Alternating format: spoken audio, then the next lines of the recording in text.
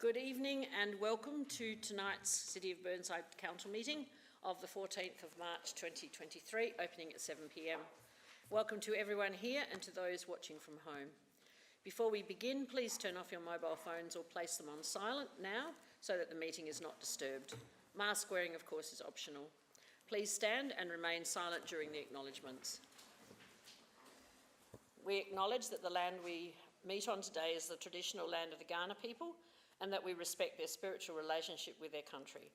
We also acknowledge the Kaurna people as the original custodians of the Adelaide region and that their cultural and heritage beliefs are still important to the Kaurna people today. We pay respect to the cultural authority of Aboriginal people visiting and attending from other areas of South Australia and Australia. On behalf of the City of Burnside, I gratefully acknowledge and pay respect to all those who have sacrificed their lives for this country and its people. We also consider in our thoughts all those who today are being affected by war around the globe, and especially those in Ukraine. Finally, we seek guidance in our debate as we make decisions that will impact on the lives of all who reside, study, work in, or visit the City of Burnside. Grant us wisdom as we serve our community. Please be seated. I just remind you that you will need to use your microphone to register your intent to enter the debate and wait until you've been asked to speak. Please turn off your microphone when you finish speaking and be respectful and patient while listening to each speaker and do not interrupt or interject during the debate. Each person has 3 minutes and a warning bell at 2. Please consider the impact of your comments on both staff and other elected members as was discussed during our Saturday training. Welcome back to Councillor Jennings. Your community, I'm sure, is glad to have you return.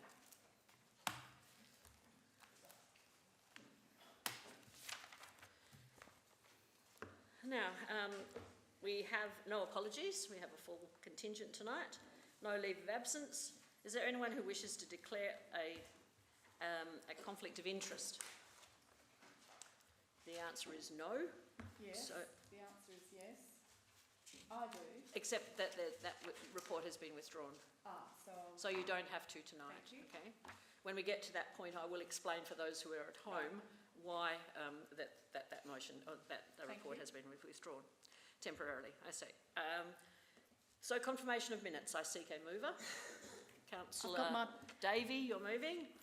Councillor Cornish seconding. So I have a question. Yes. They're marked as confidential, and I wondered why they're confidential. I can't recall them being confidential, or that there were any confidential items. So could we clarify that, please? I have.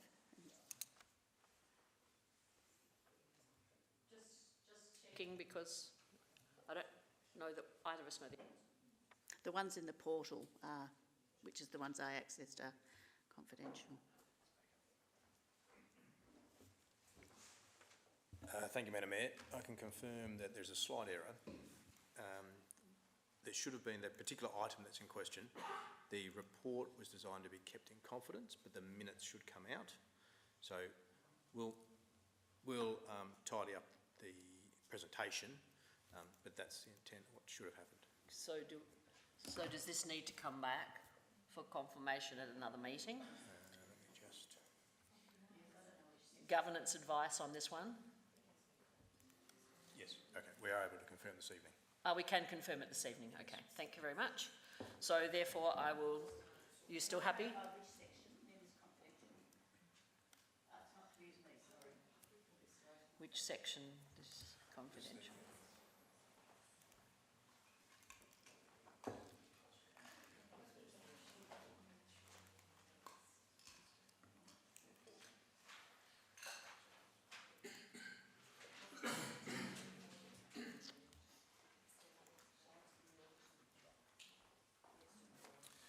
Through Madam Mayor, just to confirm, it was the appointment of our external auditor, which was the last item of business at the last council meeting, and just confirming that the decision will be made public as part of the minutes.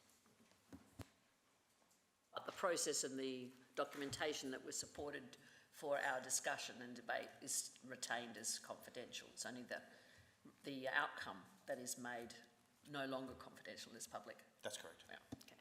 Are you clear on that now, councillor Davey? Are you still happy to move it or not? Sorry, I've still got it. I'll return. Thanks. So we're removing the confidentiality from all items. Is that what we're saying? So if I confirm, Madam Mayor, in terms of the minutes, all the minutes will be open and not confidential. The only thing that's been kept in confidence will be the report that was presented to the council meeting at the time of the debate. Thank you. I'm happy to so move. And councillor Cornish, you had your hand up for seconding? Yep. Still happy? All right, so unless there's anyone wishes to speak, then I will put the motion. All those in favour? Against? Carry. No adjourned business, and no public question time. Questions have been provided, and no presentations, but we do have 3 deputations tonight. Thank you very much. The first one comes from Miss Amber Brock-Fable, so I've asked her to come forward and state her name and her suburb that she lives in. Press the speak button. I'll turn mine off, and then your time starts as soon as you start speaking. Amber Brock-Fable of Stonyfell. Good evening, everyone. Thank you, Mayor and Councillors, for this opportunity to give a deputation and present information about the South Australian Youth Forum. I'd firstly like to acknowledge that we're meeting on the traditional lands of the First Nations people, and I pay my respects to their elders past, present and emerging. I am Amber Brock-Fable, an 18-year-old resident of Burnside and the founder and facilitator of the South Australian Youth Forum. Through my time growing up, I recognised the importance of the voice of young people and also understood the limited avenues for our opinions to be expressed and heard. As such, I had the vision to create an engaging and dynamic environment in which young people are able to express their ideas and discuss issues of importance and relevance. This need for youth representation in decision-making was so great that I started this forum with no funding and little resources. All discussions are minuted, surveys are released, and models of engagement are formulated, all collating in our annual report for 2022. The report has been presented to Ministers for Human Services, Women, Child Protection, Domestic Violence Prevention, Business, Commerce, Transport and the Arts, Shadow Minister for Youth and Communities, 16 state MPs, 4 federal MPs, 17 local councils, including both metropolitan and regional councils, and 5 academics from universities across Australia. The forum provides a community for like-minded young people to have a voice in decision-making, whilst also assisting different organisations in providing a youth representation. This has included working closely with the Department of Human Services for their coercive control campaign around Seeing the Signs and the Uniting Communities Unlocking Loneliness campaign to tackle mental health issues in young people. Our report contains responses from each meeting, a snapshot of our survey into gender inequality within schools, as well as frameworks of engagement such as our youth participation model. At the end of the report are direct statements from our Youth Forum members about different issues that they are passionate about, along with recommendations to improve these. Some areas include the climate crisis, mental health, the lack of education about the political system, and our Indigenous culture and history. We have also formulated an expanded framework about how to positively and effectively engage with young people at a decision-making level, as well as a framework to establish a youth advisory committee for local councils. When meeting with local councils, we have a tailored list of recommendations to enhance youth empowerment and engagement in the community. I know that Burnside is ticking quite a few boxes already, but some of these areas include creating and engaging a youth advisory council, employing a youth participation or development officer, holding quarterly forums for young people to connect and engage within the community, having meaningful educational workshops for young people to connect with others and have a communal place. I encourage the Burnside Council to enact the recommendations that I have listed, particularly around engaging young people in the community. Young people hold this dynamic and unique dimension of reality, which shines this beacon of hope, and that alone is influential. Additionally, I encourage the Burnside Council to help educate young people around different issues and topics, particularly around civics education. This will ensure a generation of knowledgeable, passionate, and enthusiastic young people will be empowered to create their own change within their communities. From our previous meeting with the Mayor of Burnside Council, it was obvious that there is a great communal will and support for youth engagements. I support Councillor Andy Zing's motions to implement a youth parliament and weekly green bin collection within the Burnside area. I have hope in the Burnside Council to grow opportunities for young people and elevate voices that are often overlooked and disempowered. I encourage the Burnside Council to work together to help mentor, grow and develop a youth representation mechanism within the community, because anyone can do something, but everyone together creates the change. Thank you. Thank you very much, Ms Brock-Fable. Now, is there anyone who wishes to ask a question? Councillor Davey. Thank you, Mayor. Thank you very much for coming along tonight and letting us know your thoughts and ideas and background in this area. I just need some, I'm confused in my mind as to the difference between a youth parliament and a youth council, and whether there is any difference and how that could be interpreted. Thanks.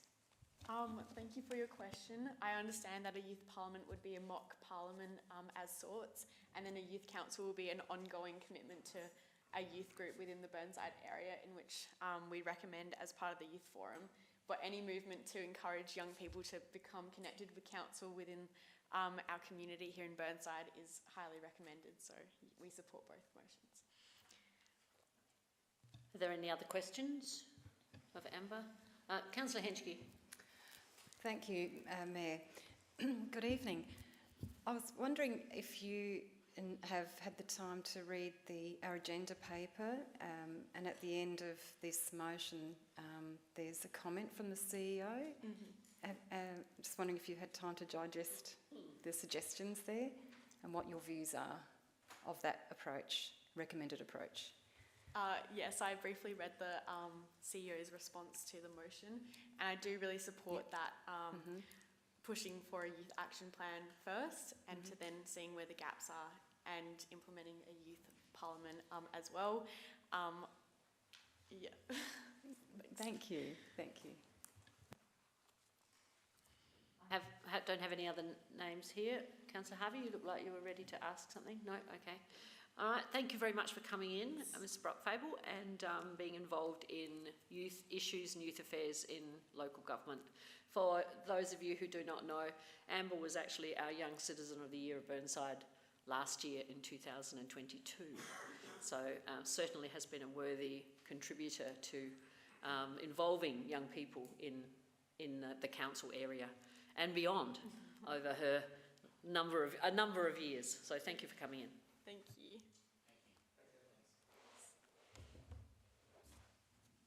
The next deputy is Hu Ching Ang, or Corinne. If you'd like to come forward, the microphone's still on, so as soon as you are ready to start, just your name and suburb, and I will turn my mic off. So good evening to the Mayor and councillors, CEO and all the staff sitting in the back. My official name is Hui. Sorry, can I just turn your microphone just a little bit more towards you? Yeah, that's it, that's better. Yeah. So for the record, my official name is Hui Ching Ang, and I'm from McGill, but I'm just commonly known as Corinne Ang. So I am a mother to 3 active boys. I live and work in City of Burnside. Outside of my regular work as a general dentist and never-ending school pickups, I run an environmental group called Asian Australians for Climate Action, and I'm also a committee member of the Environmental and Sustainability Committee for the Australian Dental Association. So the last time I was in these chambers was back in 2019 when the Burnside Council was,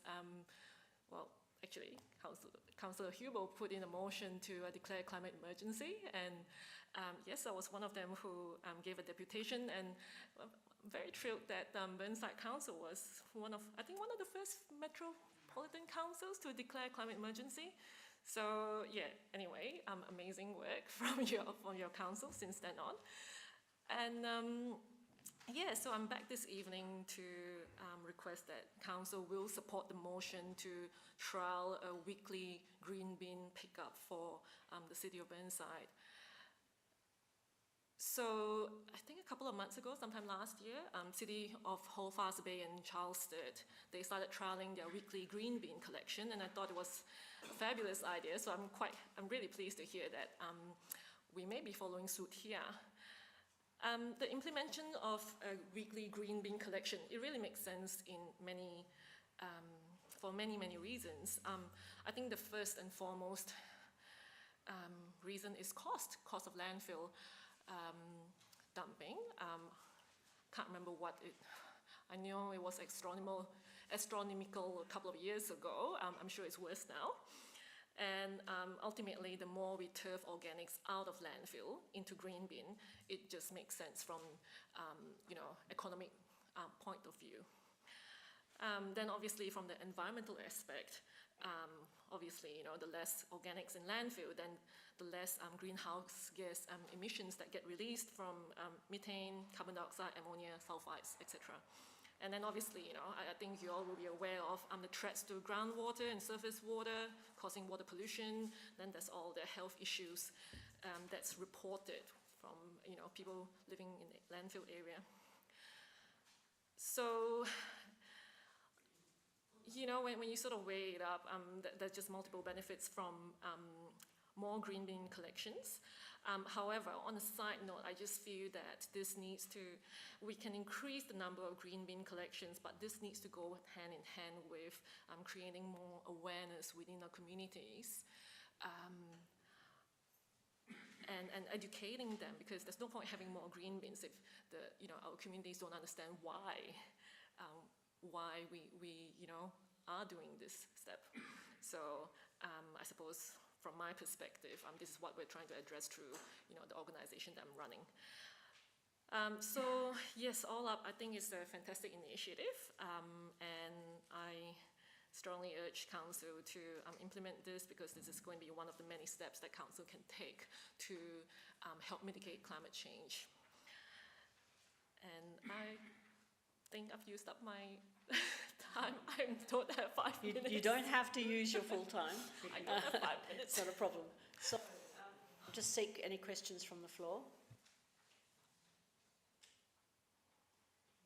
There being none, thank you so much for coming in and sharing your concerns about the environment with us. Thank you. Thank you.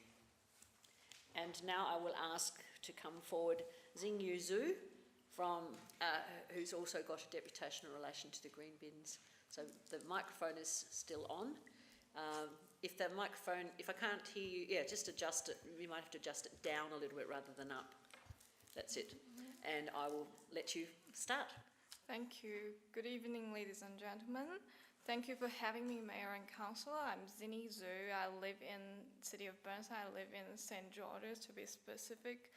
I'm a new resident here, and when I moved here, the first thing the landlord told me was to do recycling. So I think for me, it's kind of a new habit to establish. It is not that easy as what I thought.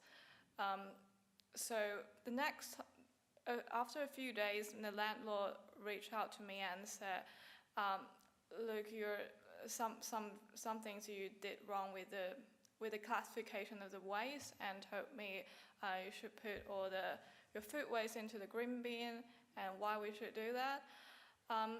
Actually, at first, when he told me the process, I thought I could do that. But when I actually did that, I just follow my old habits of just seeking one rubbish bin and put waste into that. I didn't think of the classification of the food or other plastic and other things, or general waste. So I think such residents for me would face such problems, because City of Burnside is a vibrant community, new residents moving in all the time, and they're from different cultural background, maybe from another country, just like a new neighborhood, the house has been auctioned and the new residents move in. So they're from different cultural background, and they are from different age groups. So they didn't they didn't have that awareness of doing recycling before. So it is worthwhile to educate them or provide some support for them so that they can form that habit. Because the habit is a thing that takes time to form. It's not once, twice, but as long as you form the habit, it's a lifetime thing. You benefit for the lifetime. You will just follow this routine every day in the future. So I call for the council to establish some programs or maybe just let some residents who did well in recycling to share their experiences, or just when arranging the local council events, to advocate that, to promote that, to share some brochures to the residents here, to let them know. And I think the most important thing is to have people besides them to remind them every time because it's a habit. It takes time to form. And for my household, for my landlord, he's doing very well in it, but his son also living in the city of Burnside, he didn't do that. His son doesn't do that because he lives a busy life. He's in the middle age group, he works with his kids. So I think not every people are doing that, even though a lot of people have that kind of awareness. Not everyone has that. So I think it's worthwhile to try to find some ways to promote that kind of idea, to raise that awareness.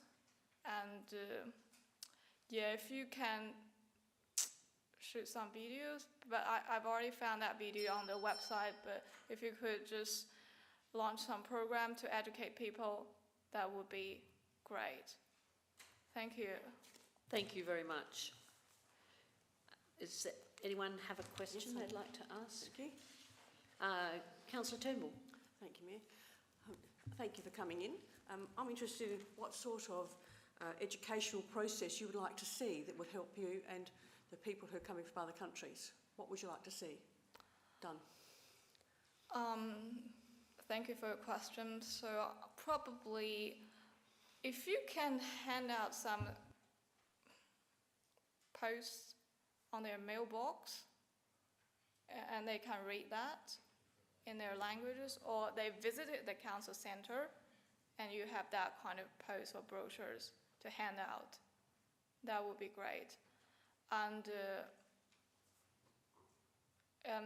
like every time they pay for the council rate or things like that, you may just send an email in their email box, like just let them aware of that kind of things, because they pay the rate, they will read that. Yeah. Councillor Henschke. Thank you, Mayor. Thank you very much. It was very insightful hearing the story, personal story. My question is, so tonight we have a motion before us for a report addressing a variety of things, and the theme being to look at introducing fortnightly red bin collection, weekly green. Do you think we need to raise awareness first and work on that before we get ahead of ourselves, or do you think it's can be happening at the same time? Thank you for your question. I think it could happen at the same time because people gradually adopt to that.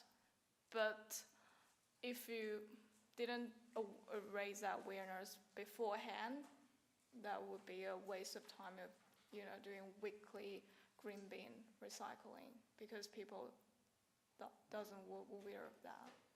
Yeah. So yeah, I think it's the best. Definitely, people have that awareness and they practice that, and it may save some energy and time and cost. Yeah. Currently, we have if you don't mind me just asking a Yeah. question. Currently, our recycling team have a large stickers to go on top of bins with Yeah. pictures. Yeah. Now, that's all in English. Yeah. Would it help if we were able to create some of those kind of stickers to put on top of bins that were in Yeah. I'm assuming definitely, in because, Chinese? Yeah, because I just aware on my street, the street I live in, there are many Asian people. Yeah, so it would be worthwhile to have that language. That's most the most proportion of residents their language on the post. Yeah. Thank you, and I think you're very lucky to have a landlord who is aware and Yeah, could help you yeah, as he well. is. And you also brought up the other point, and that is that we do have a lot of people in our community who are time poor and who have always done things in a certain way. You talked about changing habits. Yeah. Changing habits are always really hard to do, but we are getting there, slowly but surely. Yeah, and yeah. thank you for coming along. Sorry, Councillor Henschke, your name's come up again. Oh, thank you, Mayor. Just one more question, please. Yeah, thank you.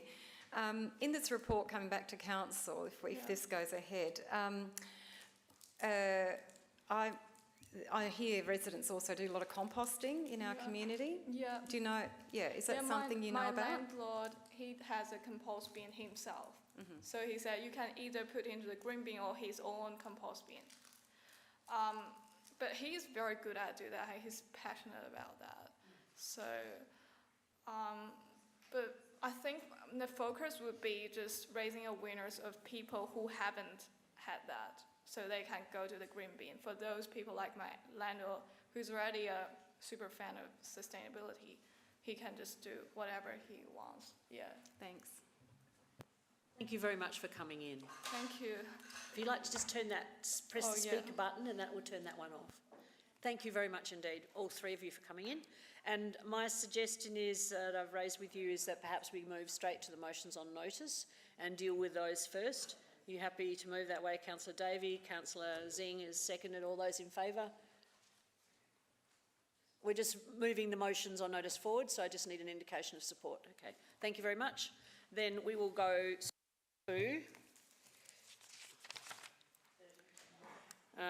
page 243, the Youth Council, item 13.1. Cool. Thank you, Mayor.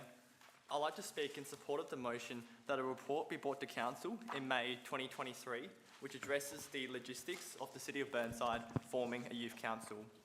The aim of this Youth Council would be to give its members opportunities to develop skills in civic participation and decision making, as well as enhancing their understanding of and engagement with local government. Therefore, a report into the formation should address the potential benefits to participants, the City of Burnside, and the future of democracy in South Australia. The report will hopefully also aim to address what will be required by the City of Burnside to set up an effective and representative Youth Council. This should also include resolving issues such as who would be eligible, the application process, and how the diverse needs of the community will be reflected by the makeup of the Youth Council. Given the current levels of community participation in local government, the case for Youth Council that promotes civic engagement from an early age is unarguable. Participation will deliver significant benefits for the individuals involved, such as enhanced leadership skills and greater self-confidence, while also enriching society by creating a cohort of politically engaged youth who will potentially become the next generation of councillors, mayors, and local government leaders. As has been demonstrated by the high levels of achievement and accomplishment of the young people participating in the South Australia Youth Parliament, organisations such as youth councils help students to develop a wide range of valuable skills. The ability to speak with clarity and confidence in public, for instance, or capacity to debate passionately yet respectfully, will undoubtedly help to prepare participants for a wide range of careers in all manners of professions and trades, serving both the private and public sectors. Ultimately, a better informed and more civic-minded youth, one that understands how government works and what its functions is, can only be of benefit here in the City of Burnside, as well as throughout South Australian society in general. A Youth Council will make a significant contribution to achieving this. Thank you very much. I seek a seconder.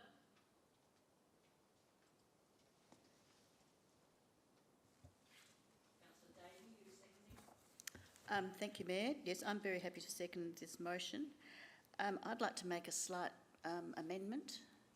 Am I able to do that? Well, let's see As a what it seconder? is, and maybe it's not an amendment, it's just a Variation? variation. And that is that at the end of concept in South Australia at 1, including consideration of development of a youth action plan.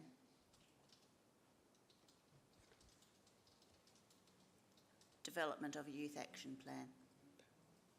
Thank you. Councillor Zing, if you don't have a problem with that, I'm happy to accept it. you're happy for that to be just added? That's fine. It's not in opposition to what was originally presented. Thank you. And I'll reserve my opportunity to speak, if I may. Thank you. Councillor Turnbull. Can I ask a question? My question is, when will the development of the youth action plan happen? Like, there's no time frame in the bit that the CEO wrote, and I'd like to know when it would be coming back to council. Through Madam Mayor, if I can refer that to Mr Cooper, please.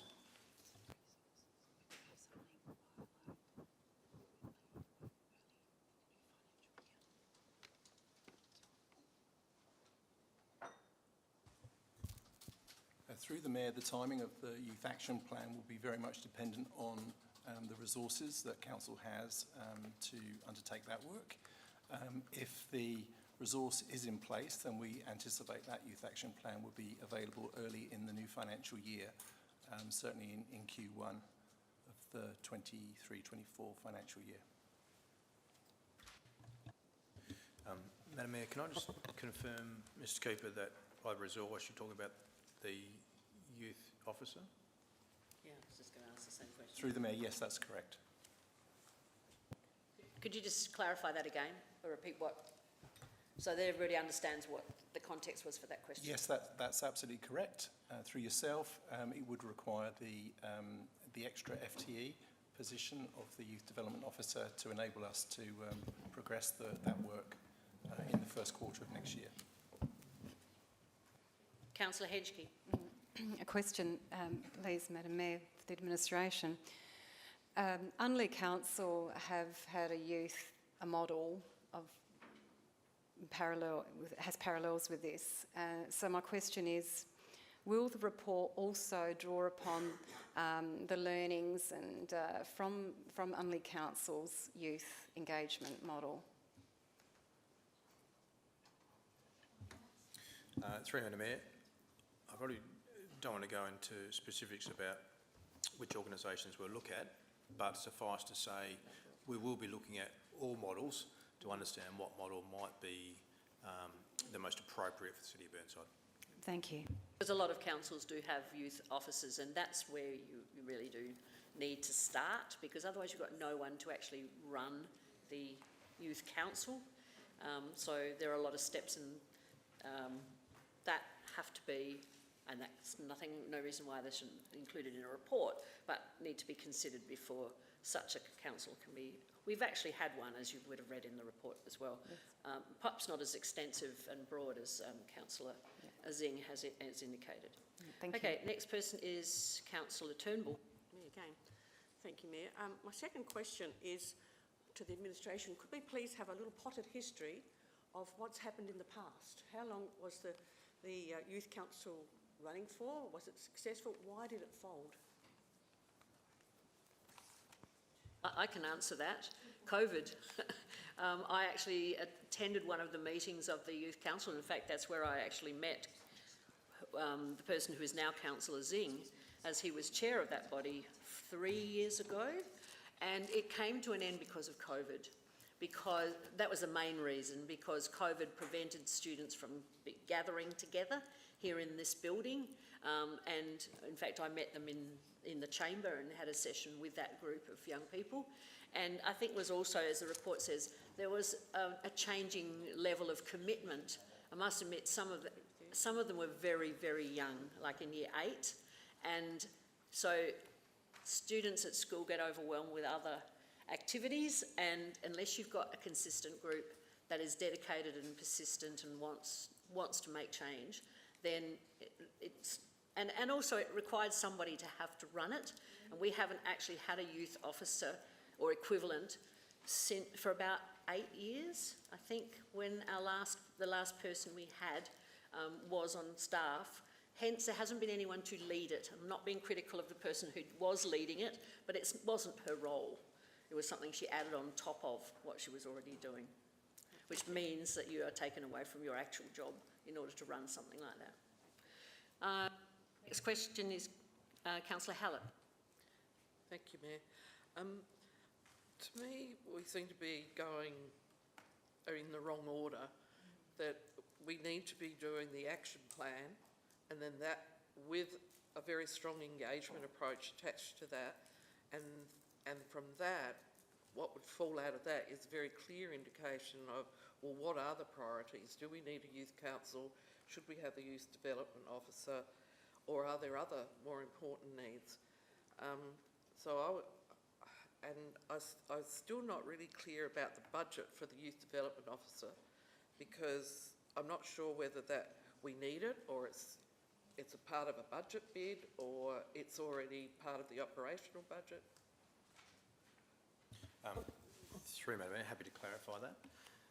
And certainly, if you note in the CEO's comment, that's certainly the recommendation I would make to this council about the approach, is to do the action plan first.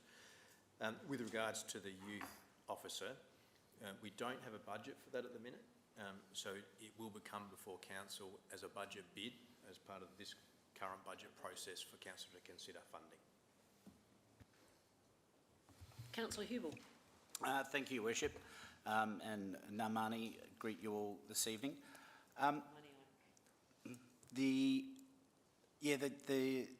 I guess the feeling behind this, I'm certainly very much in favour of, but I am leaning towards not supporting the motion before us tonight in light of the CEO's comments about the recommended approach, and the issue of a youth officer, which I do take the point of an action plan then employs someone, but I do think that having the right person at the table to help develop that plan is very important. So I would say getting someone on board to help us develop a youth action plan that, has the expertise of someone employed for that very purpose, I think is the way to go. So with all respect and regret to Councillor Zing and what's trying to be happening here, I think that this would add potentially some unnecessary workload to administration and potentially not be the best use of resources in this space. So, Councillor Jones. I think Councillor Hallett and Councillor Hubel have nailed this. This is back to front. We should be going through the process that we're going through before we do this. And we're going through a budget process. And every budget that I've sat through in council, we go through a budget process and then people start to sneak in extra spending measures by motion on notice. And they're all worthy causes that you can say individually, yeah, no, that's a good idea.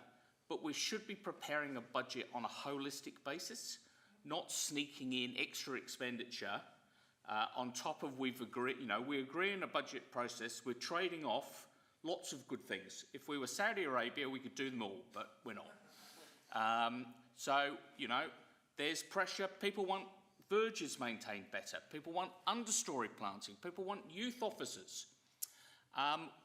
You might have seen the advertiser over the weekend. Mitcham, I think, we're talking about a 10% rates increase. That's what's going to happen if we don't control ourselves and say we've got to come up with a package of things that comes to a sensible rate increase, not put in everything that we'd like in an ideal world. And so look, I happen to think that I think youth are well catered for in the private sector politics, frankly. There's no shortage of political parties and pressure groups that welcome young people with open arms. There's all kinds of environmental groups. There's the Young Liberals. There's the Adelaide University Liberal Club. I'm sure there's a plethora of left-wing alternatives. So, look, I'm going to vote against the motion. Councillor Cornish. Thank you, Worship. I will be doing completely the opposite, Councillor Jones. Well, I never did join the Young Liberals. In fact, though, I did join as the chair of the first ever Burnside Youth Advisory Committee back in 2001, thank you very much. And I became also a Citizen of the Year of the City of Burnside because of my voluntary work and my civic dutiness because of little organisations such as this. This is only asking for a report, which the CEO has pretty much half written already, so it's not a heck of a lot more work for him to tell us that we've got it back to front and that we should do an action plan first, and that's what the recommendation will be. It's asking for a report. That's not that hard. Let's get the report in May and go, okay, we've got it round the wrong way. Let's do the action plan first, and then the council's already considering employing an officer to do this work in the near future. That's not even us pushing that. So let's just move it, get it done. We'll get the results, and then we'll know which way is the best way to go, as per the administration's recommendations. Just vote for it. It's nothing to, it's not that hard to do. And it's great for the children that aren't in the Labor Party, aren't in the Liberal Party, and aren't in the Greens, mate. You know, not every child wants to be in every party. They like to be independent, some people, and actually like to think for themselves. So, councils can offer that to our youth. Thank you. Councillor Harvey. Thank you, Mayor. How do I follow that? I have a simple question. How many members were actually in the first youth council? Councillor Cornish, you go back that far. The one that was operating 4 years ago, Yes. there were about 8 or 10, if I remember rightly. Councillor Zing, correct me, is it about 8 or 10, wasn't it, in the group? Yeah, from different schools. They were all at school except for Andy, Councillor Zing, who was actually at university. And can I have a follow-up question? Certainly can. So if this was actually to go ahead, how many members would you propose that you would have initially? I think you can only answer that question when you sum up at the end, okay? Oh, okay. Right, because I can't answer that question and neither can any of the staff. You've directed at the mover of the motion, so the mover of the motion, when he sums up, can actually give you the answer then. Thank you. Next is Councillor Hallett, and Councillor Harvey, if you turn your microphone off. Actually, I'm going to, I don't need to ask, it's been answered, thank you. Then it's Councillor Dawes. Yeah, I didn't like what Councillor Corner said, but very, very unusual for me, but we just don't just say, just vote for it. I think that's irresponsible to me. I don't want to be unemotional. I want to be fair and reasonable here. If you go to page 245, points 1 to 4, I'm sure that Councillor Zing would support that way moving forward. Ms. Amber Brock-Fable, Amber, said she would do the action plan first. The question was asked by Councillor Henske, and she said, yes, action plan should be first. I think we are the wrong way around, but we support what Councillor Zing is trying to do. But if you look at page 245, you'll see there a responsible way forward of how we should deal with this. And if that was the motion on notice, I would be supporting it. So I do think process is important here, and we shouldn't rush into it and we do a report because we have to vote for it. No, I don't think that's the right way of doing it. The right way of doing it is ensuring you have an action plan first We have a youth officer involved, etc., etc. So, unfortunately, I'll be voting against it because we're out of order. Councillor Turnbull. Oh, thank you, Mayor. Well, we don't rush things at this council, so we So really you're need speaking now as opposed to asking a question? I asked two questions, Yes. so can I speak to it? Yes, yeah. Yes. I was just clarifying that you weren't asking another question, No, that's all. I'm just saying we don't rush things at this council, so I think we need to get started. So I'll be voting for it. Councillor Harvey, in a realistic way about the budget, said, in the scale of things, we want vergers, underplanting and youth. Wrong order. We want the youth first, honestly. Youth is more important to us as older people. We need the youth to regenerate. Vergers and underplanting are important too, but the youth, to me, is more important. I'd like to see the council be proactive in setting this up, give our youth a voice. It's time. So I agree with Councillor Cornish. I like the way he said it, Citizen of the Year. But we do need an action plan, but that is brought in by the variation. So I'll vote for it.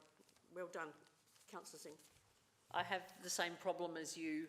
I think we just need to make sure that, I think you were talking about Councillor Jones as opposed to Councillor Harvey. Sorry. And it is confusing, but I know you were actually referring to what Councillor Jones said. Yes. So I just, I have to remind myself of that as well, so I just wanted to make sure that it was clear. Okay, now Councillor Wilkins and Councillor Turnbull, if you turn your microphone off, please. Oh, thank you, Your Worship. Am I on? I turned myself off. You're quite right. Councillor David, could you turn yours off? Then Councillor Wilkins can come back on, and I've got you down as next. Thank you. Thank you to those young women who came in this evening to speak. I actually will be supporting the 4 points as listed on 245. I think we need to do a constructive action plan before we leap into having a forum, a youth council, youth forum, whatever. Young people are extremely busy in their lives. They might not have time to actually participate, but let's find out. Let's examine it. Let's put the word out there in the street. And if we have funds in the budget to employ somebody part-time to do that, well and good. Have a leader to actually develop the action plan and to actually gather in the youth from wherever in this city. There are lots of organisations for young people in the city, and I think that's the way to go. So I don't want to leap into a youth council straight away. I want to see the staff come up with the 4 points as stated on 245. Thank you. I'm going to ask Councillor Henschke and Councillor Cornish just to turn their microphones off, because I need to allow Councillor Davey back in. So Councillor Davey is next to speak, then Councillor Henschke, if you press your button now, and then Councillor Cornish. I've now got you in the order in which I wrote you down. So Councillor Davey, you have a question, or are you wishing to enter the debate? No, I just wanted to buy into the debate. Thank you. To speak as the seconder, if I may. It's very interesting listening to the debate around the table, but I think Councillor Cornish nailed it. I mean, why not all the issues that arise and are associated with this proposal, many of which the CEO has outlined already in his comments to the motion on notice, and what we need in terms of resourcing required to develop it, to identify what is needed, to possibly form a youth council, to identify stakeholders, consider a youth action plan, to initiate the whole process, and whether there's a need for a youth officer. A report would pull all this together and give us recommendations for all the facts with a process and timelines, and what sort of resourcing is needed. So please vote for the report so we can be fully informed on the way forward and just receive a report for us to make our decisions on the matter. Thank you. Now Councillor Henschke. Oh, thank you, Madam Mayor. Just a question with the administration to clarify the wording of what we have before us. In number 1 goes on and then comma, including consideration of the development of our youth action plan. And when I look at page 245, it talks about a youth action plan, and that will identify youth priorities. So by doing a youth action plan, you're working out the youth priorities in the city. So my question is, isn't that all going to be done, isn't that pretty much the same thing? Or what's the difference between what the CEO's recommendation is and what we have in this motion? Because it seems a bit ambiguous to me. I'm wondering what the administration will do. Thank you. Through Madam Mayor, if the motion is successful, I think as Councillor Davis articulated, I'll put together, or my team will put together a report in reference to what's been mentioned in points 1 and 2. Now, I've got no doubt in that report it will make reference to points 1 through 4, but also having regard for the specifics that are mentioned there, particularly around the Youth Parliament, for example. So my 4 points will be referenced, I've got no doubt, in the report, answering a more holistic question that Councillor Singh is seeking tonight. Thank you. Oh, I was going to speak, but anyway, I'll do it later. Councillor Cornish, you asked your question. A question, yeah. I just wanted to clarify that we are not voting on a youth parliament or going down that route now. We're only asking for a report about what that might look like. So through Madam Mayor, I'm happy to confirm my understanding from the motion that's before us is that it's asking for a report on the matters rather than asking for decisions on such. Now, Councillor Henry. Oh, thank you. Okay, I'll have quickly speak. Okay, now I'm clear that pretty much this means we're going to work out what the priorities and we want to understand the youth in the city and what their priorities are, and then we'll end up with some information on a youth action plan. And understanding priorities of our youth is so important, and I totally agree with a good process. I asked all those questions because I wasn't quite clear about the motion mapping onto the recommendation of the CEO, but now I think we've clarified that a bit more. We're pretty much going to end up with what the CEO's recommendations are anyway. So that I'm comfortable with that. So I had an experience on an aeroplane going to Melbourne the other day, and this gentleman that's sitting next to me, he had attended the Better Living a conference or something in Adelaide, and he talked to me at length about his experience there and told me he was in some committees in Port Phillip Bay Council, and yes, it had to do with youth, and it's the most remarkable thing, interfaith.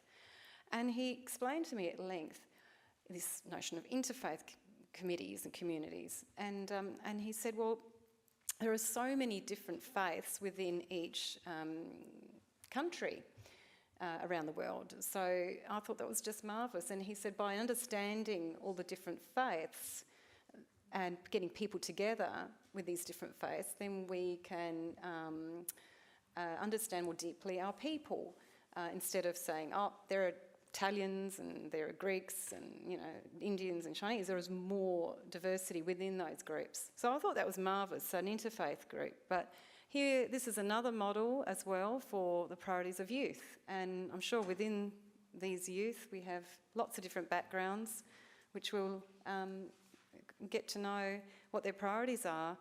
And that will certainly help activate all of our assets, our social infrastructure that we have around the city, and put all of that to great use. So thank you, councillors. I don't have anyone on my screen now, so I'm going to go to Councillor Zing to sum up. Thank you, Your Worship. It should not surprise my fellow councillors that this is a subject close to my heart.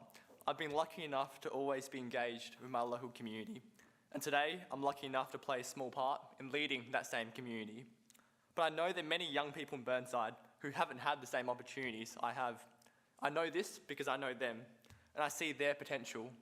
They care deeply about this community, and they care about the issues. But many of them simply do not see the pathways to leadership in front of them. It is within our power to create those pathways that they will walk down. A Burnside Youth Council will give the young people of Burnside opportunities to develop their leadership, while having a say about issues that deeply affect them. Several of Adelaide's best schools are right here in our council area, both private schools and public schools. We have in our midst some of the most outstanding young people in all of South Australia. As community leaders, we should be asking ourselves what more we could be doing to engage them in local issues, because I know they'll have lots of great ideas. We owe it to our young residents to provide them with the opportunities to develop their leadership, their skills, serve their communities, and realise their potentials. I commend this motion. Right, I put the motion. All those in favour? Those against? Division, Mayor. Yes, division's been called, but then I have to actually have a casting vote on this first. And I really find myself in a very difficult situation. Sorry? No, because the vote isn't final yet until I actually choose one way or the other. And then when the division is called, people can still change their mind. So if I can clarify for the chamber, if I can clarify for the chamber. So at the minute the vote is live. Yes. We have Six six councillors for, 6 councillors against, and I believe the mayor is deliberating on where her vote is going to lie. Look, I'm seriously in favour of decisions that relate particularly to budget bid for a youth officer, because I don't think it matters what we do in relation to developing a youth council, parliament or whatever, if we don't have, first of all, a youth officer. Someone has to drive this, someone has to drive the development of the plan, even though I have complete faith in the staff creating such a plan. It is going to work best if it comes from the youth officer. So my enthusiasm is actually weighing towards the importance of developing that position, and that will be up to you as a budget bid decision. Now that doesn't help me in defining, in going one way or the other in this, but I think that what I have got faith in are the page 245. We have, it's 6 all.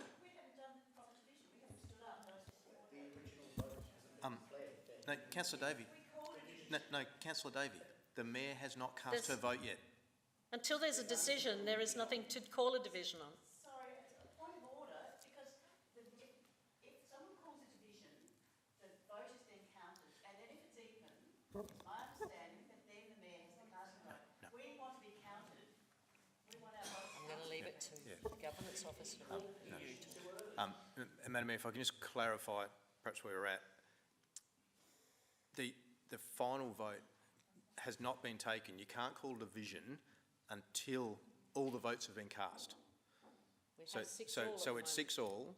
The mayor is yet to make her deciding vote. Once that's taken, then divisions can be called. I'm happy to seek guidance if you don't believe what's it. I'm sorry, what was that, Councillor Davey? I'm sorry, what was that? Nothing. Thank you. I'm happy to seek guidance from governance. Give me 2 seconds, Madam Mayor. Yeah, fine.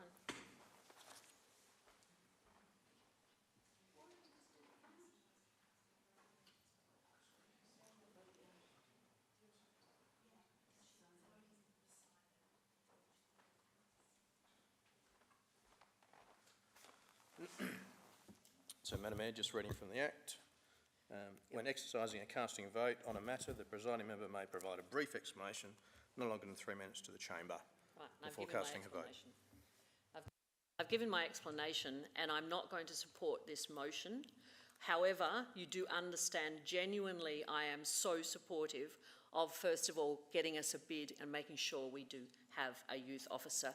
And I do believe that the council administration have that plan in hand, have a youth action plan in mind. So I am not going to vote in support, I'm going to vote against. So now, Councillor Davey, you wish to call division. Division has been, it's been called, so those in favour of the motion, please stand. And I'll read those names through. Councillor Zing, Davey, Jennings, Turnbull, Cornish and Henschke. Those against, Harvey, Hallett, Dawes, Mayor Monceau, Councillor Hubel, Councillor Jones and Councillor Wilkins. So the motion is lost. And we will move now to the second motion of Councillor Zing, and that is report on for Council on weekly green bin. Thank you, Mayor. I'd like to speak in support of the motion that a report be brought to Council in May 2023, which will see the City of Burnside institute a trial of weekly food organics, green organics bin collection in conjunction with a fortnightly red waste landfill collection, and that funding for this trial be included in the 2024-25 budget cycle. It is imperative that such a report be commissioned now, as this is undoubtedly a change whose time has come. The state government, through its financial support for a trial undertaken by the City of Holfast Bay, has demonstrated that this is an approach to waste management that broadly meets its approval. Similarly, the City of Charles Sturt is set to begin in its own trial in May this year, also supported by the state government through Green Industries SA. We're also in the position of being able to incorporate data from other similar trials in this report. This will enable a comprehensive overview of practical implementation, as well as any barriers that were encountered, along with the benefits delivered. Already, the headline stats from Holfast Bay make encouraging reading. For instance, in September 2022, Holfast Bay recorded extra 159 tonnes of food and garden waste going to compost rather than landfill, compared to the September 12 months before. Key elements of the communications with residents and other stakeholders should include why the change is being trialled, the fact that major Adelaide supermarkets in Burnside, including Foodland and Woolworths, have now replaced their plastic produce bags with compostable bags, the opportunity for large families, families with children in nappies, or who have a member of the family with a medical condition to continue with weekly red landfill bin collection by an exemption process. Given that the public places increasing importance on reducing the amount of food waste that ends up in useless landfill, Council should be making this easier for our householders. This report will be an essential first step to Council developing an approach to waste management that will support householders and, most of all, produce positive environmental outcomes. I hope you'll support it. I seek a seconder. I don't have a seconder as yet. Councillor Cornish. Happy to second and reserve my right, thank you. I don't have anyone who's wishing to speak on this matter. Councillor Jones. I'm sorry, I'm going to oppose this one again. Now, I could use Councillor Cornish's logic and say, we already had a report about this 6 months ago, so it'll take the CEO 5 minutes to write a new report, but I think that's a waste of the CEO's time, frankly. Look, it's a worthy idea, but until the state government changes the law, we have to collect red bins every week, and if the state government wants to change it, they can change it. The green bins to go weekly would be expensive, we know that. And so I'm going to have to say expense, budget process. So I'm not going to support the motion, alas, worthy as it is. Councillor Hallett. I feel very split about this report as well, because on a principle I strongly support it, but I'm also aware that we're in a very difficult period of organising our budget for the next 12 months, what that's going to look like in regard to rate increases, and whether or not our community can actually cope with that, as well as the increasing interest rates. So I feel, personally, I 100% a weekly green bin pickup. I can't cope with the amount of waste, green waste I have. My bin is full the day that I get my bin collected, the green bin collected, because I've got other bins to stick in there.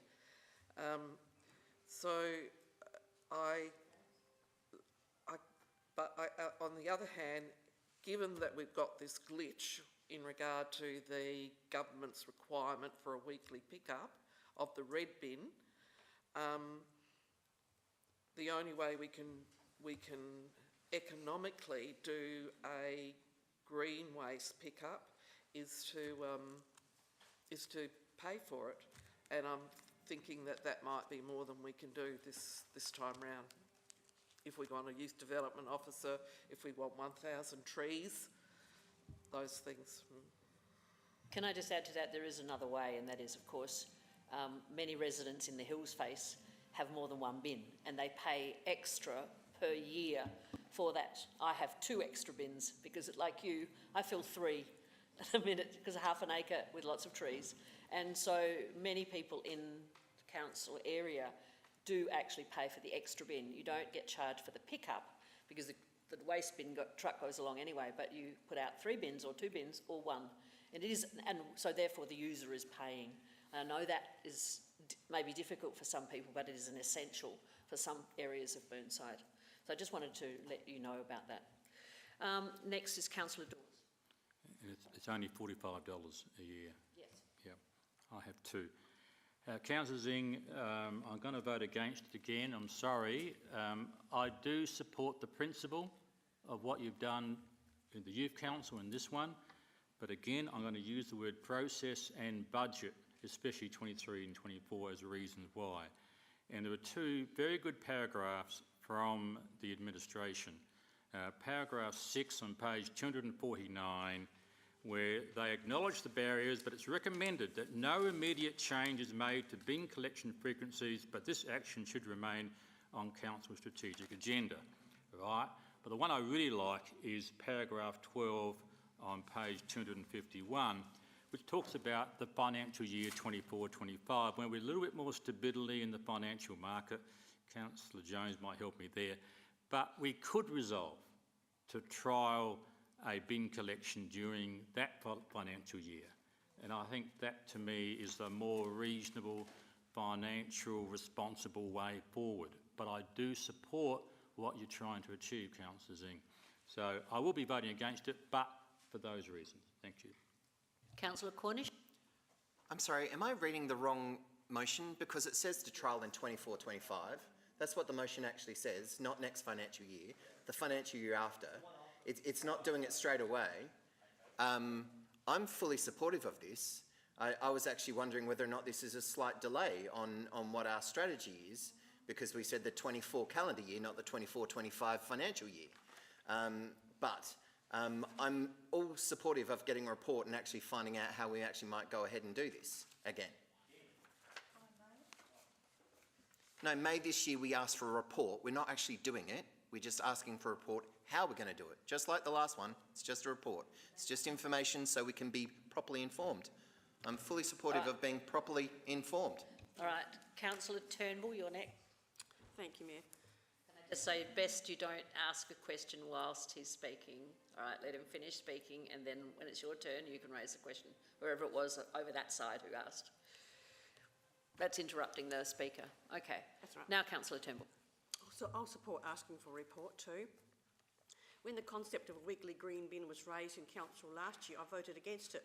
I thought that the residents of the city of Burnside needed more information, more promotion, more education for this to work. However, I've come to the realisation that we could inform, promote and educate for the next 10 years and nothing much would happen. So I would like to see the model of Holdfast Bay as a report towards us having our own model. So I'll be voting for it. Thank you. Councillor Dave. Thank you. Thank you, Councillor Zing, for bringing this to Council. And I was going to also highlight that we are talking about the 2024-2025 budget. So this is long-term planning. One of the biggest issues raised with me when I was campaigning for the last elections, just a few months ago, was the issue of waste management and recycling. I don't know what you encountered in your door knocking, but residents in Kensington Park are really keen on getting a grip on this.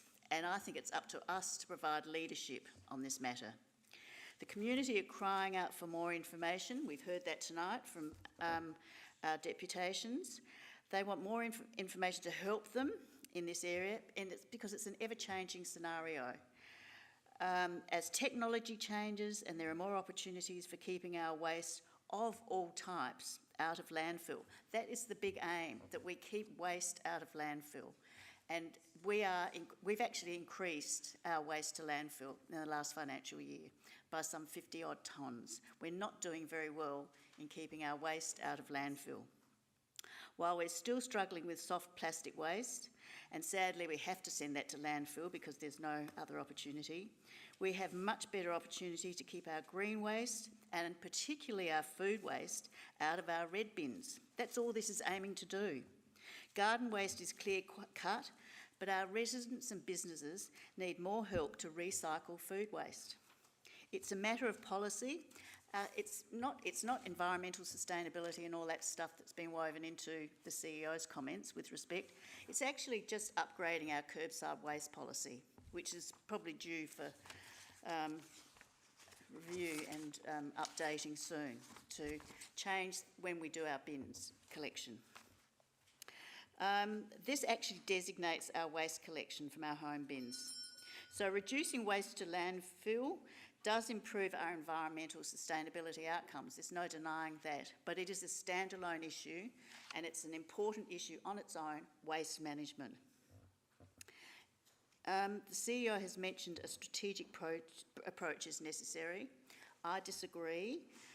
We need strong leadership now to consider and plan for weekly green bin collection, get all the information possible and put into place and get all the evidence so that we could put into place a trial, as is being undertaken in other metropolitan councils. The issue of the government changing the legislation is a red herring. That doesn't stop us going ahead with a trial, as many other councils are doing.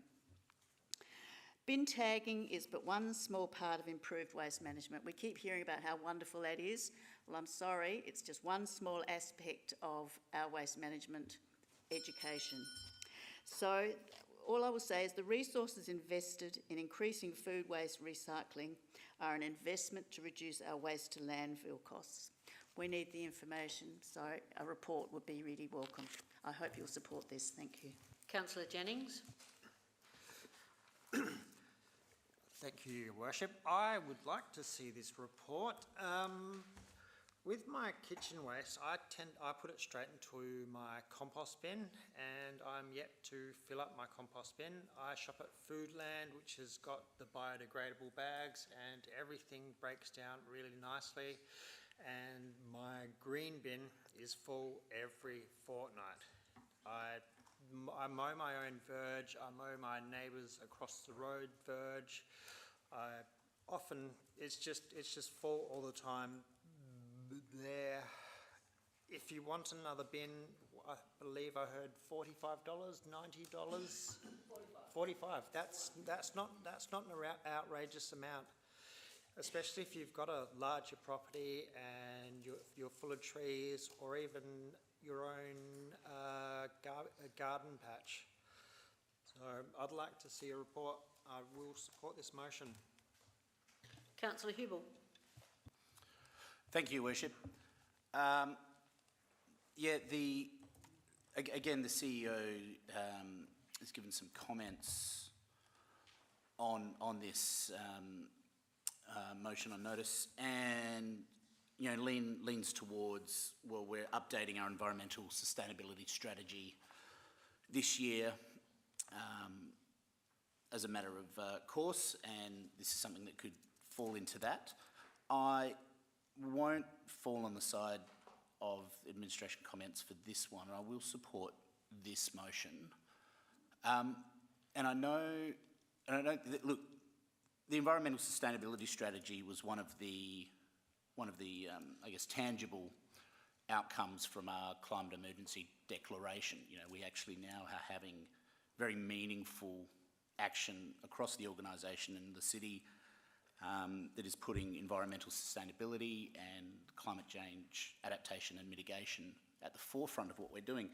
And I think that even this discussion that we're having here, and it is a new chamber,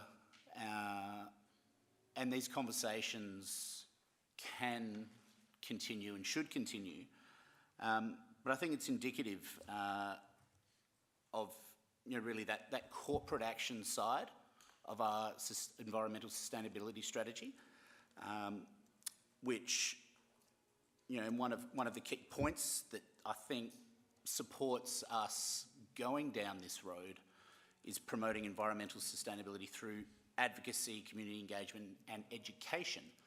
Now there's a lot to this. I personally would have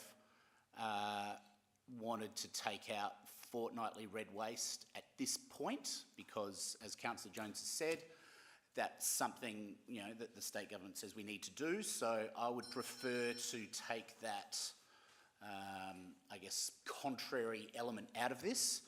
But I think, you know, we're asking for a report, we're asking for more information, and this is also us telling administration that this is a part of the environmental, you know, sustainability strategy space that we see as important.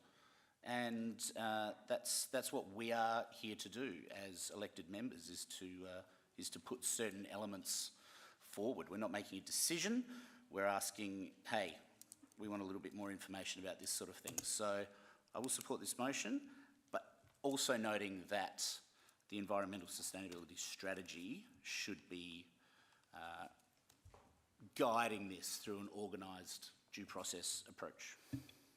Councillor Dawes, you have a question? Yeah, mine's a question this time. I thought we received it today about community surveys and people who were a percentage, a very small percentage, that wanted to have a change to the bin collection. I can't remember it exactly. I can't find the email today. It might have been Mr. Kent, but can someone tell me what those figures were? Because I seem to have lost that email. Mr. Kent. Through you, Madam Mayor. Ms. Reynolds may have them handy.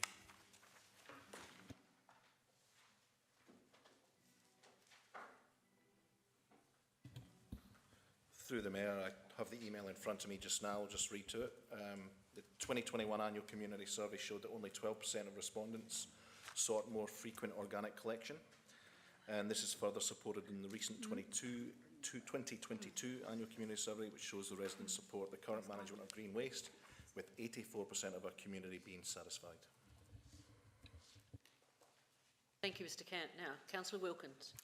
Thank you, Your Worship. Yes, I will support the motion. I'm the person who puts out my red bin about once a month. I have always put all my food waste into the green bin. I don't believe enough people are really identifying with food waste into the green bin.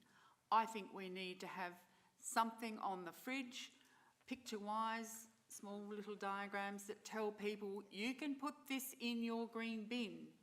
Jeffreys are going to turn it into your food waste into composted material. And once upon a time, we used to, in this council, give residents an opportunity to get some compost back into their gardens through Forsters used to give out a voucher. And I think maybe that's some return to the ratepayer we should investigate again. But food waste can go into the green bin. I've been doing it ever since I've been on council, and you can get more bins. In our small neighbourhood, we actually share. If a green bin is out and somebody is full, needs more space, they just top up their neighbour's green bin. It's all part of the collective. So I do support a trial. I think we do need to change, and we do need to use this opportunity to promote putting food waste into the green bin with the green clippings, with the dry leaves that are littering the streets, that they need to be broken down into compost. We're not doing it enough, and that's the education we have to give to the ratepayers. So I do support the trial, and I'm happy to support the motion. Councillor Henschke. Thank you, Madam Mayor. I don't have any questions, and I am just very mindful that we are, as the warning, the NAB warns, that Australia's flirting with its first recession this year. And I'm very mindful of our strategic approach with waste management, and we do have a plan for an environmental sustainability strategy. It's scheduled to commence this year.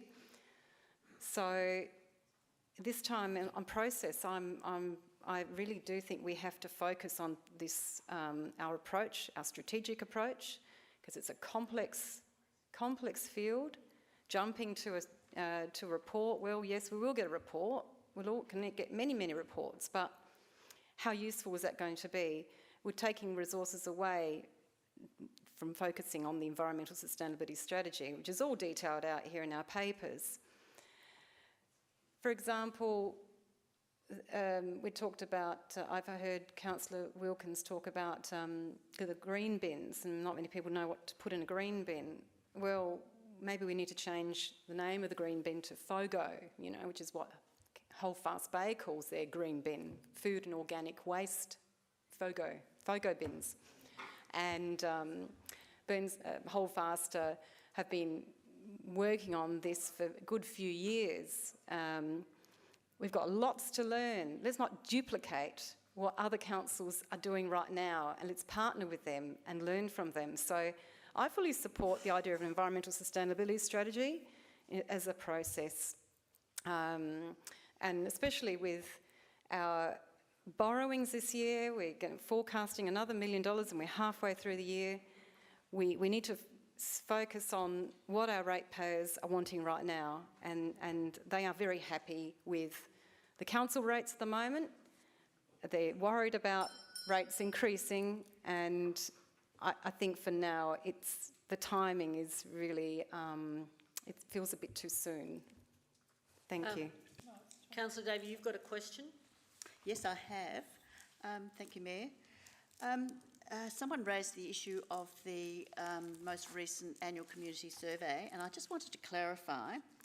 On page, one of the questions was, are there any other ways in which council business could be improved? And it's on page, there's no pages on this. Anyway, we haven't got it in the agenda, so there's no comment. but it is being referenced.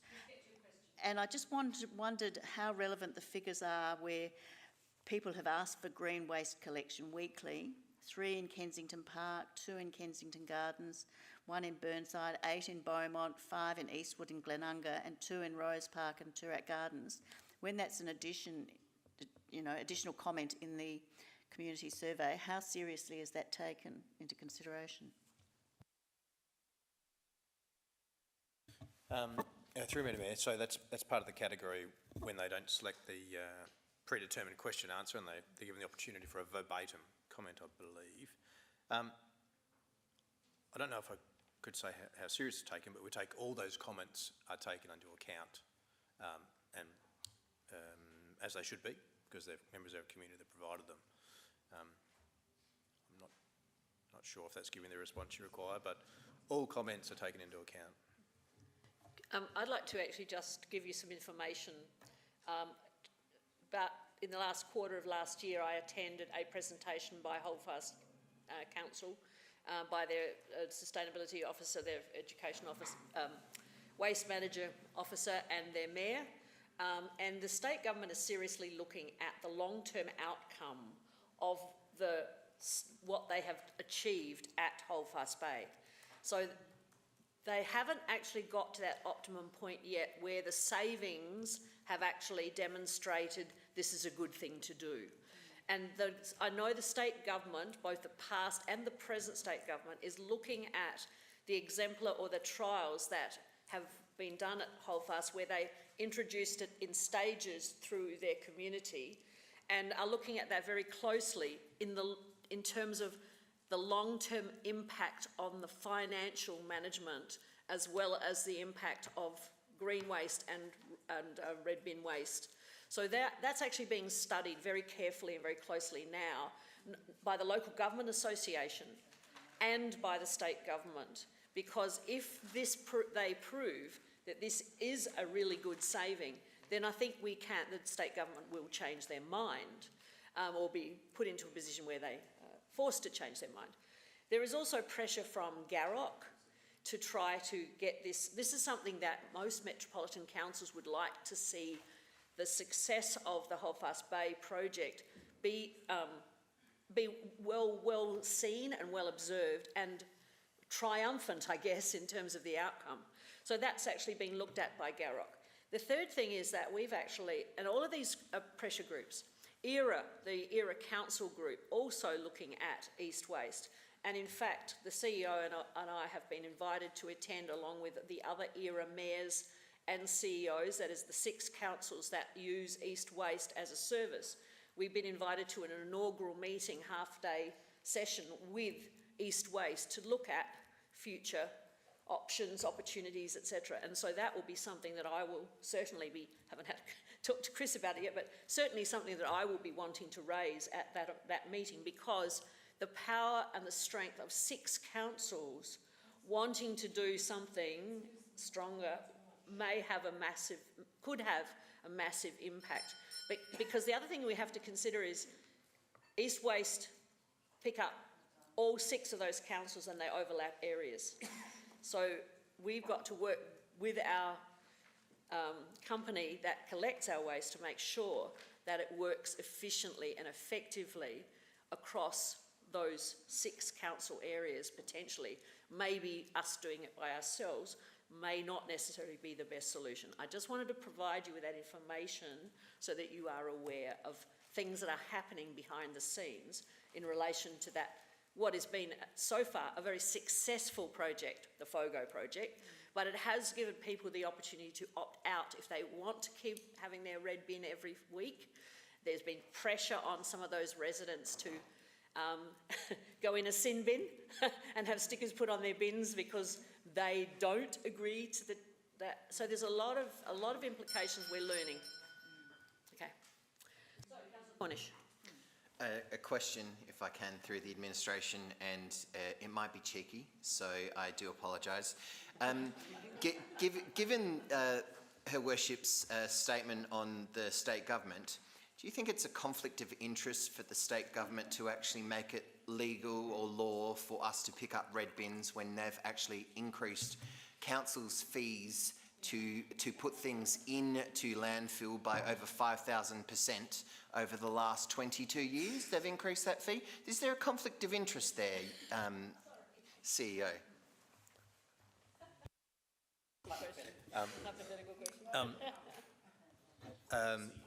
Like every good politician, I'll just answer the bit I want to answer. The best outcome would be if we could get our waste to landfill to zero, yes.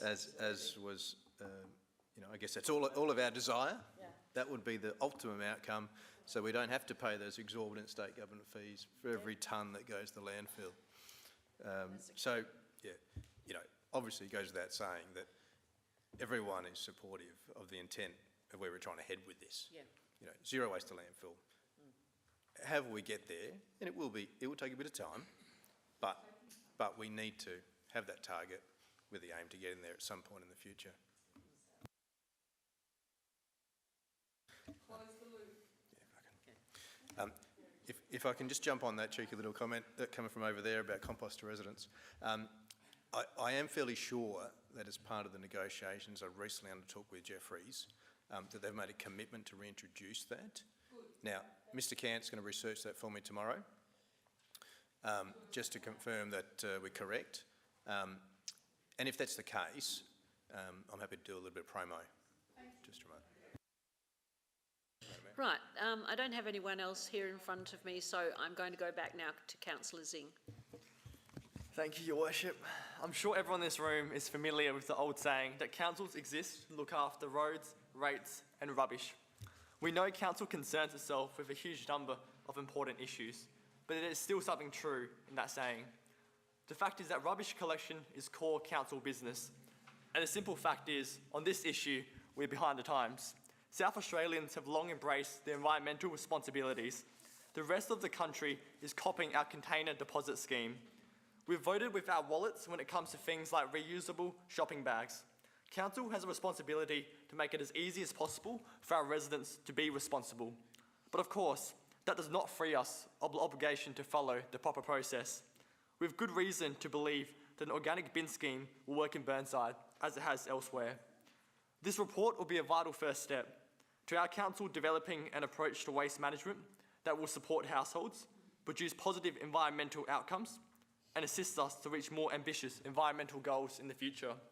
We've missed the opportunity to lead in this space, but it's never too late to do the right thing. Thank you. I put the motion. Those in favour?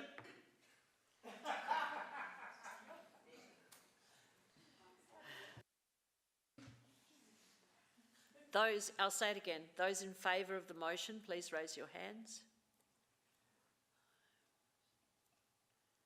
Those against? Division. Right, division has now been called, and that can stand because there is no casting vote in this matter. So those who are in support of the motion are Councillor Henschke, Cornish, Harvey, Hallett, Turnbull, Hubel, I'm looking to see if you're catching up, yep. Jennings, Wilkins, Davey and Zing. Those against, Councillors Dawes and Jones. Thank you. Now we are going to go back to the list of reports, and I'll go through them and see who wishes to withdraw them.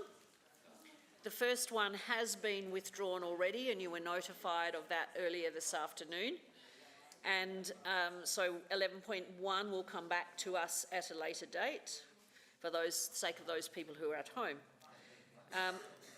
Is there anyone who wishes to withdraw 11.2 for discussion? Or alternatively, go straight to the vote. Councillor Dawes, you'd like to move it? Seconded by? It's page 24, item 11.2. The minutes of the audit and risk. Hubel's seconding. I'm looking for a second. Cornish. Okay. Well, I had your name up. Unless you want to fight over it, it's fine. So Councillor Dawes moved it. Councillor Cornish seconded it. Those in favour? Against? Carried. You weren't seated, so you didn't have to vote. I'm not sure if everyone is aware of that. Unless you are actually sitting in your seat, you aren't required, you can't be counted in the vote. Okay, the next one is 11.3. Does anyone wish to withdraw that for debate? I've pressed the button. Strategic risk update. Councillor Davey, you wish to withdraw it? I'm assuming? Yes. Yep. 11.4, the Work Health and Safety Risk Plan. Councillor Davey, are you wanting to withdraw that one as well? Right, does anyone wish to move that? Councillor Dawes, you're happy to move it. I'm looking for a seconder. Councillor Turnbull, thank you. All those in favour? Against? Carried. Next is the Risk Management Framework. Anyone wish to withdraw that for debate? Otherwise, I seek someone, or Councillor Davey, you wanting to withdraw that for debate? Thank you. Next one is 11.6. This one I refer to our CEO. Madam Mayor, I've sent an email to the elected members. I just want to confirm, based on some late feedback, I think it's appropriate that I withdraw this report and undertake some further consideration and then bring it back to council once we've taken into account that feedback. Mm-hmm. So now we're going to 11.7, long-term financial plan. Councillor Davey. 11.8, council member appointment. Now we do need to discuss this one, but who would like to withdraw it? Councillor Cornish. And we also have to debate withdraw this one. 11.9, Councillor Cornish again. And 11.10 should be relatively easy. Would someone like to move that one? Councillor Cornish again. Thank you, Councillor Cornish, and seconded by Councillor Turnbull. All those in favour of the Mayor's report? Against? Carried. That one's done. So now we go back to 11.3. Councillor Davey. Thank you, Mayor.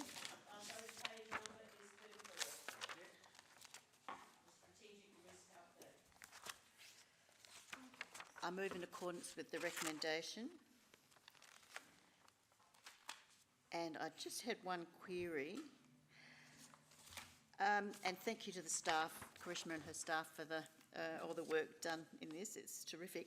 I just wondered how we factor in the whole scheme of our risk, environmental risk, because that's something that, you know, we've accepted climate change and all the environmental sustainability issues and all the other flowing on issues. And I just wasn't sure how we consider and measure our environmental risk. Thanks. Through Madam Mayor, if I refer to Ms Reynolds, thank you. Thank you for the question. Through the Mayor, we do have a strategic risk in our risk register, which talks about extreme weather events, talks about climate change. Essentially, with each of these strategic risks, we monitor the controls we've got in place. For example, with climate change, for instance, one of the controls is our woody weed control program, our education of the community for bushfire events. For example, our work in the stormwater damage mitigation or the Brownhill-Keswick Creek work that we're doing. So essentially the way we control or the way we assess the control effectiveness is then assessed to work out whether those controls are working as intended or not. And every year we do a check on those controls that underpin each of those risks. And that gives the executive team a level of comfort that we're on top of those, especially the strategic risks.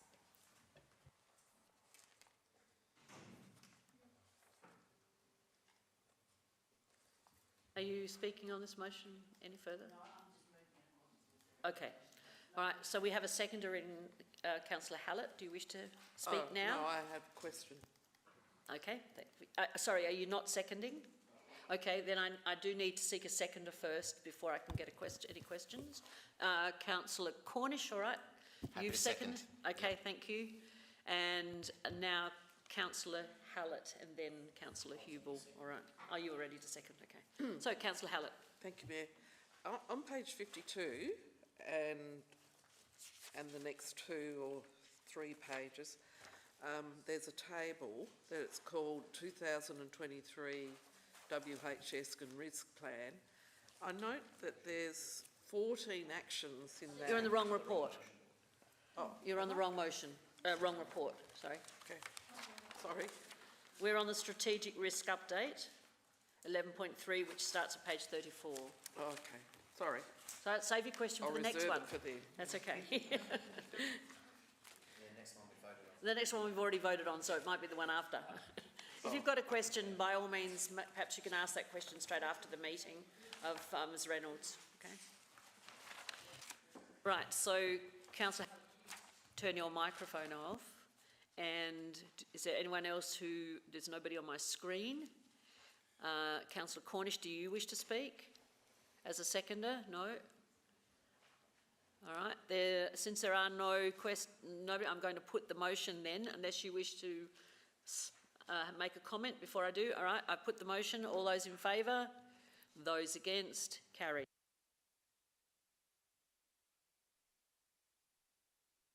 So 11.5, Risk Management Framework. Councillor Davey, you withdrawn it. It's page 58. Thank you, Mayor.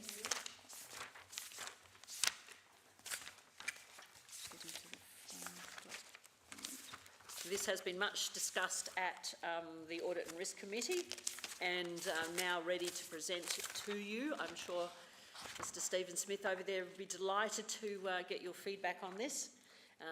So it's been his child for a long time. So Councillor Davey, off you go. Are you ready now? Thank you. I'm happy to move in accordance with the recommendation, but I would just like to query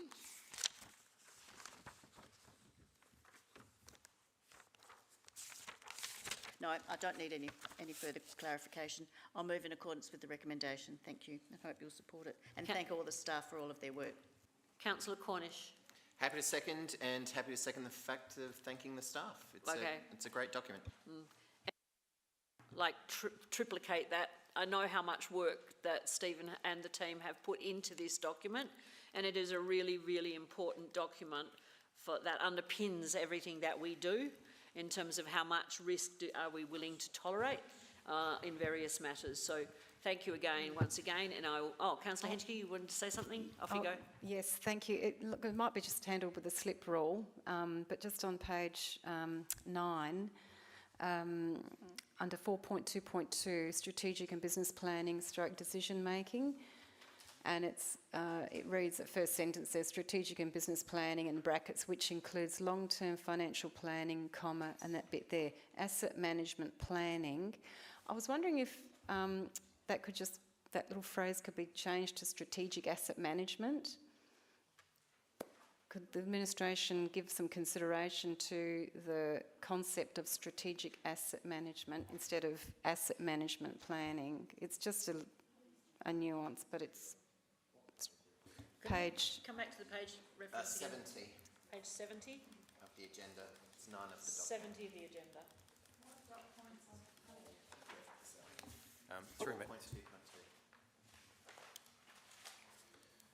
Because planning is a subset of strategic asset management. I think it's here, asset management planning, 4.2.2? 4.2.2? Yes, Okay. it's just the first sentence, thank you. No, it's strategic asset management instead of asset management planning, the red bit, yeah.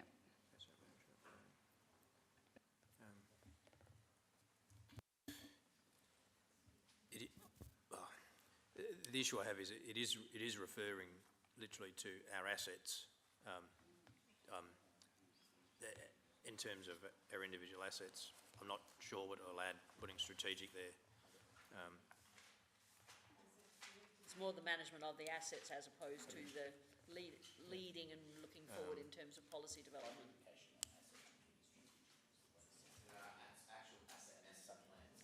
Yeah.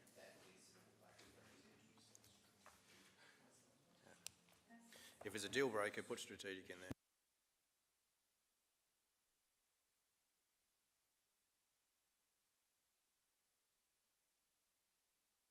Right, I don't have anyone else still on the screen, so Councillor Davey, you have I'll a question? just summarise briefly, again to thank the staff for all of their work and to thank you for a new photo. I'm glad we don't have staff in the photo, but we've got an action shot of people at work and risky road work, so I think that's much more appropriate to include in the framework. So thank you again, I hope you'll support it. Right, those in favour, all that, and against? Carried. Next is Councillor Davey again, long-term financial plan indicators, page 185. Thank you, Mayor. Again, I move in accordance with the recommendation. And I just had a query, and thank you again for all the work done on this. It's a very detailed document. The one question I have is on page 190 at paragraph 43, where we're talking about its integration with asset management plans, Council's substantial investment in infrastructure and other assets, and the corresponding significant allocation of financial resources for appropriate renewal and replacement programs. Are we including trees in those assets?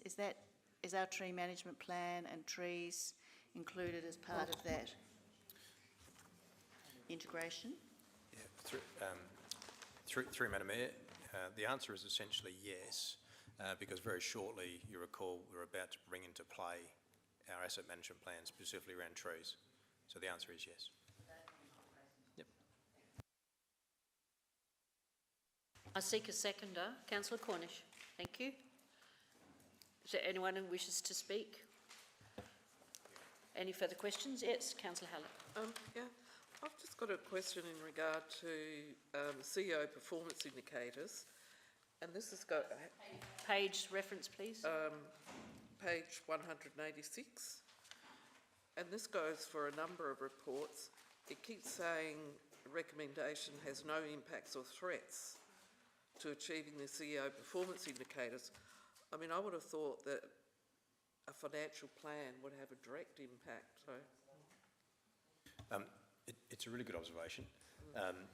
So technically, it's talking about the 7 or 8 specific KPIs that council set me.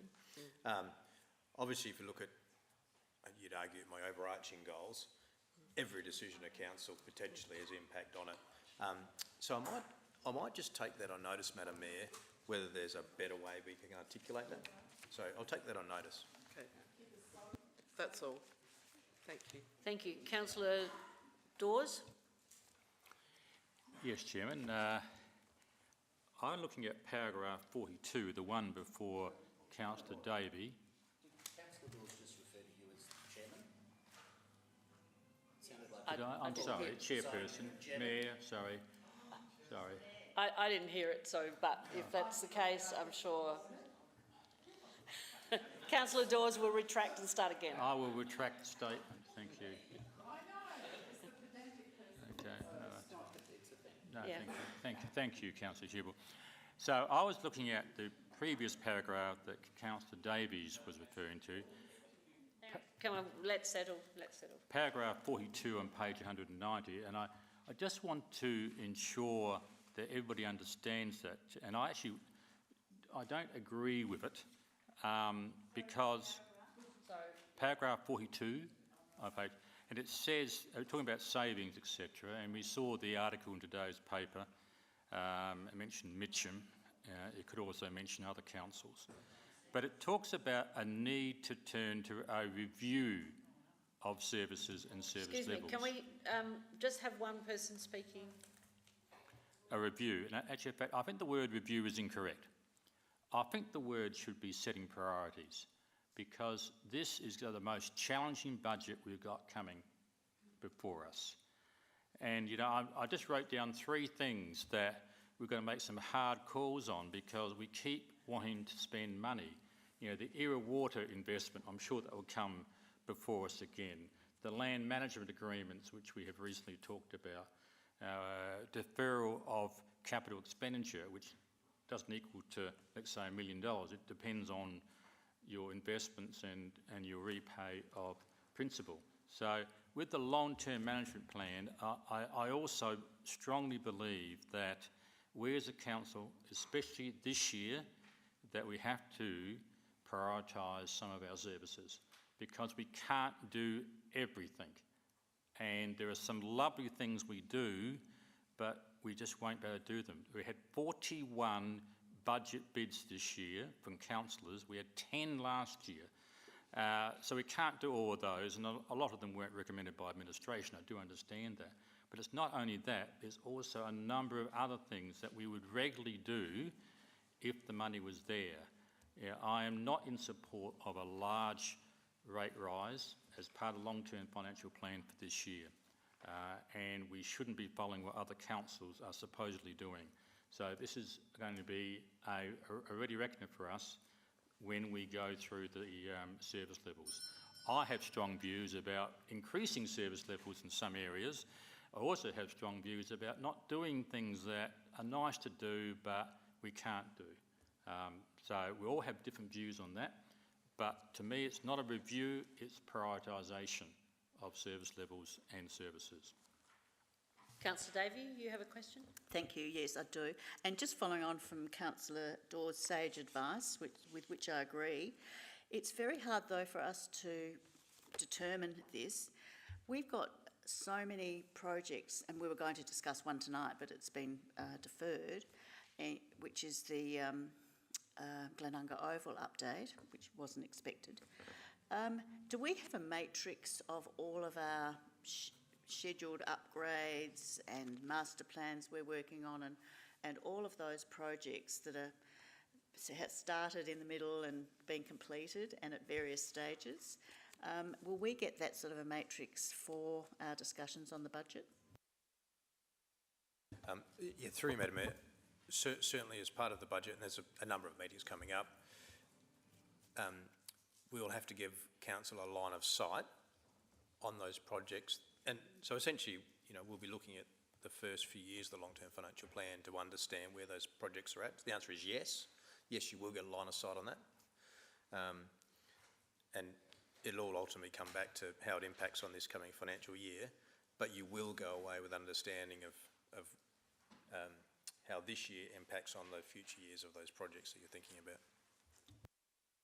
I think this is a guide to the budget decisions that we are having to make. And I'll just alert you to something that one of the councillors mentioned at our Saturday workshop, and that is what level of debt are we prepared to go to? And that is something that we're going to have to consider as part of our budget decisions. You know, how much are we prepared to put this council into debt for future councils? And this is what the long-term financial plan needs us to consider as well. So I'll leave you with that comment and put the motion, unless Councillor Davey wishes to have any more to say. So I'll put the motion. Those in favour? It is a noting, and it's an important noting in this report. Those against? Carried. Next one is Councillor Cornish, and it is page 193, the appointment to the Eastern Health Authority, of which I have to congratulate Councillor Cornish for being elected again as the chair of the board. Thank you, Worship. I pulled this. Obviously, we have to go through a voting process and a nominations process, so I will hand over to you to seek nominations first. Yep, that's fine. So I'm seeking nominations from now Councillor Jones. You have yours. I nominate Councillor Henschke. Thank you. Councillor Henschke, do you wish to accept the nomination?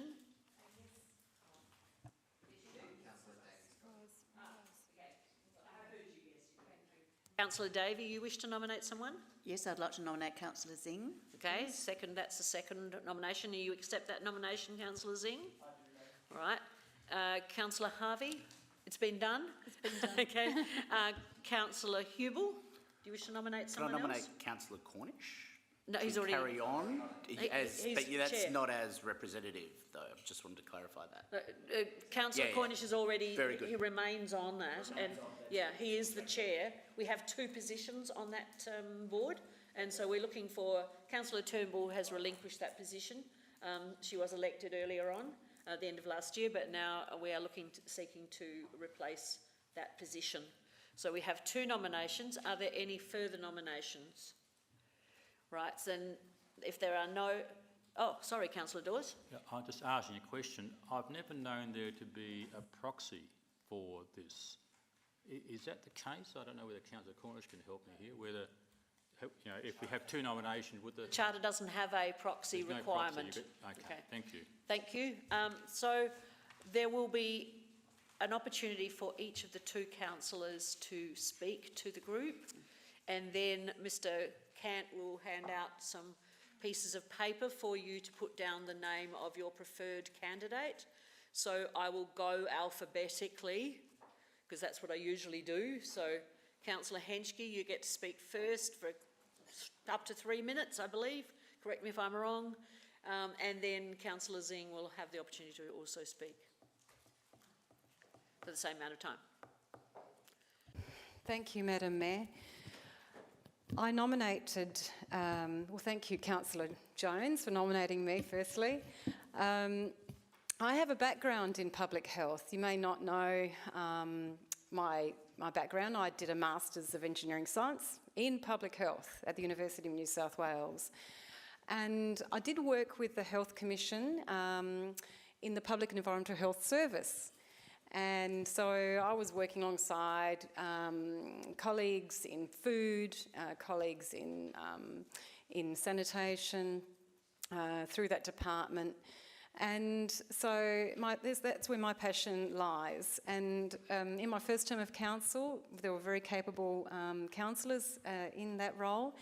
And but in my second term, I thought, yes, I'm ready to contribute. I've learned a lot about the Eastern Health Authority. Great organisation, great team, and they do so much good in the community. And I feel that with my public health education, I understand water, wastewater, I understand microorganisms, as we studied, even though I'm an engineer. So I do hope I can contribute, if you wish, to have me in that role on behalf of you all. Thank you. And now Councillor Zing. Thank you, Councillor Cornish.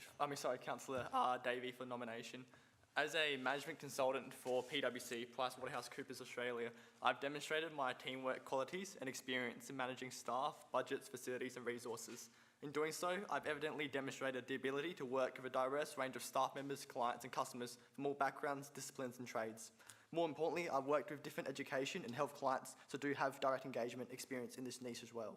Hopefully, I'll be a value add and be able to bring a contemporary scope to the board. Thank you very much. So I'm just checking, they don't have to leave because there's no payment involved, so they can stay and vote. All right, just wanted to clarify that before we moved on. And so you'll be required to put down one name.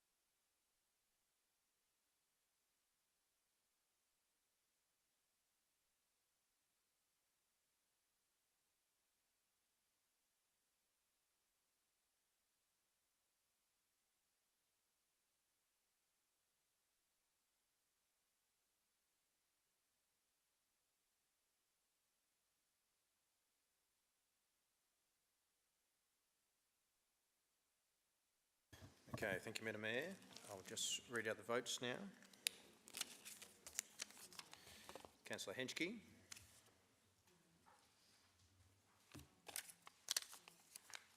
Councillor Zing. Councillor Henschke. Councillor Henschke. Councillor Henschke.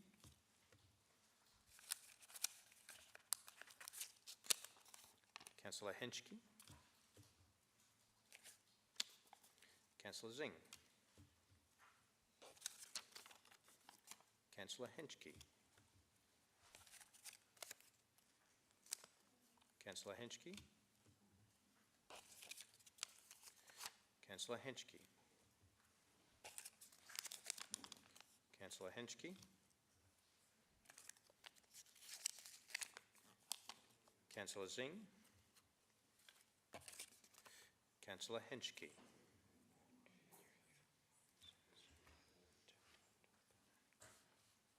So therefore, I have 3 votes for Councillor Zing and 10 votes for Councillor Henschke. Therefore, Councillor Henschke's name is to be inserted into the motion. And therefore, Councillor Cornish, you can move the motion with Councillor Henschke's name in it. So and moved. I now seek a seconder, Councillor Hubel. Right, no discussion on that, so I will put the motion. All those in favour? Against? Carried. Thank you very much. And thank you for both of you for nominating.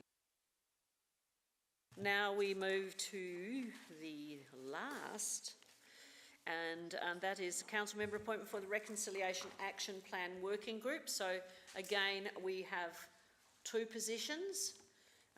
So I'm looking for nominations from the floor.